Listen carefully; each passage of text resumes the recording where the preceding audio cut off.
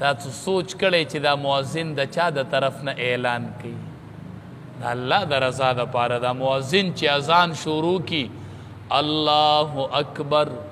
حی علی الفلاح کامیابی ته راشئ حی علی الصلاة منزله راشئ قیامت کې د الله تپوس کی چې دا اذان چا ته کېدو دا مؤذن دا آواز کوونکی د چا د طرف نه لګیو مونږ غوږونه کاڼه کو کاڼه کو اذان کیږي او زمونږ پې پروا نه وي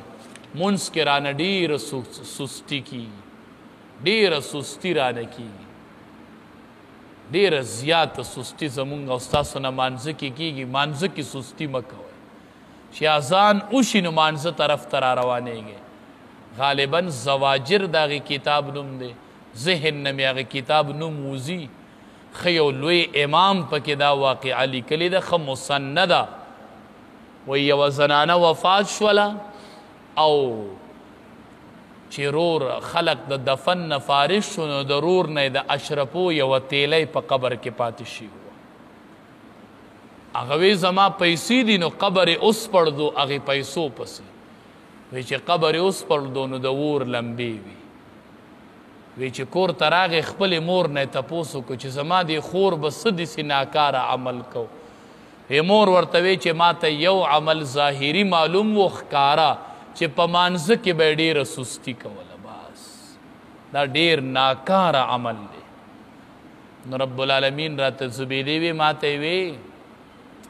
چې اذان شروع شو نو ستا سر تور تا وی دا خو د الله لویي شروع شوله او د الله نوم اغستی کېږي وی تا لوپټه په سر رواچوله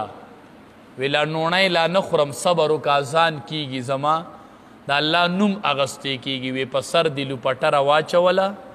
سر دې پټ کو د هغې نه پس دې ډوډۍ وخوړله وی ای زبیدې زما د نوم د احترام په وجه باندې تا ډوډۍ لیټ کړې وه زما د نوم د ادب په وجه تا ډوډۍ لیټ کړې وه او په سر دې لوپټه راچولې وه ما ته د اقه عمل قبول شوی دی په دې به دې بخم نو الله ته معمولی عمل بعضې وخت کې الله ته قبول شي نو د زړه د ویښه د دینی احکامو د دې پابندي کوو او په دې شکر وباسئ چې ایمان خو راوړی دی او الله مسلمانان پیدا کړي حدیث مبارک کې راځي چې د قیامت ورځ شي یو کس په راوستلی شي 99 رجسټرې به یې د ګناهونو کولو شي 99 یو کم 100 وایي چې د ده نظر لګي نو رجسټرې د ګناه به کولاوي رب العالمین به ترې تپوس وکړي چې ظلم خو نه دی شوی که نه تا یو ګناه نه یې کړی او فرشتو لیکلی شته تا یو ګناه کم کړی فرشتو سیوا لیکلی شته په دې به وایي چې الله هیڅ هم نشته چې څه مې کړي وو هغه یې لیکلي ظلم نه دی شوی ښه څه به کوئ څه به کوئ وی رب العالمین به ورته وایي چې په تا به ظلم نه کیږي خیر دی یو کاغذ پرزه به راویستلی شي وایي په هغې به یې لیکلي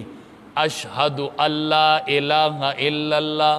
و اشهد ان محمد رسول الله وی رب العالمین به ورته وایي چې دا بطاقه واله دا ستا نیکي ده دا کې ده په تله کې حدیث مبارک کې راځي دا بنده به وایي چې دا پاڼه او 99 رجسټرې وی رب العالمین به ورته وایي چې په تا به ظلم نه کېږي واله ده دا کې ده په دې تله کې وایي چې کې دي په تله کې احادیثو مبارکو کې راځي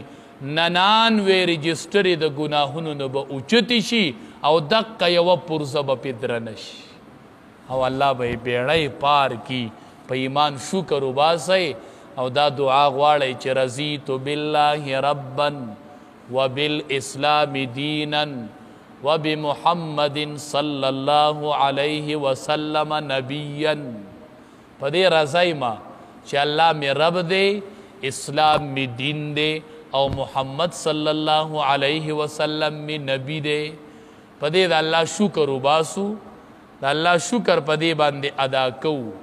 نو الله بم اخره خاتمه په ایمان کی کریم الله مونږ ټول د خپل رحمت نه مه مایوسه کوه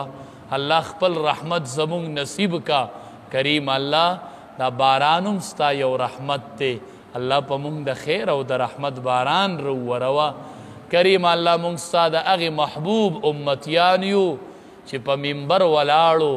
او دعا یې وکړله او چې منبر نه راکوزېده نه با او د باران اوبه په ږیره کې پرتې وې او ږیره مبارکه یې لمده وه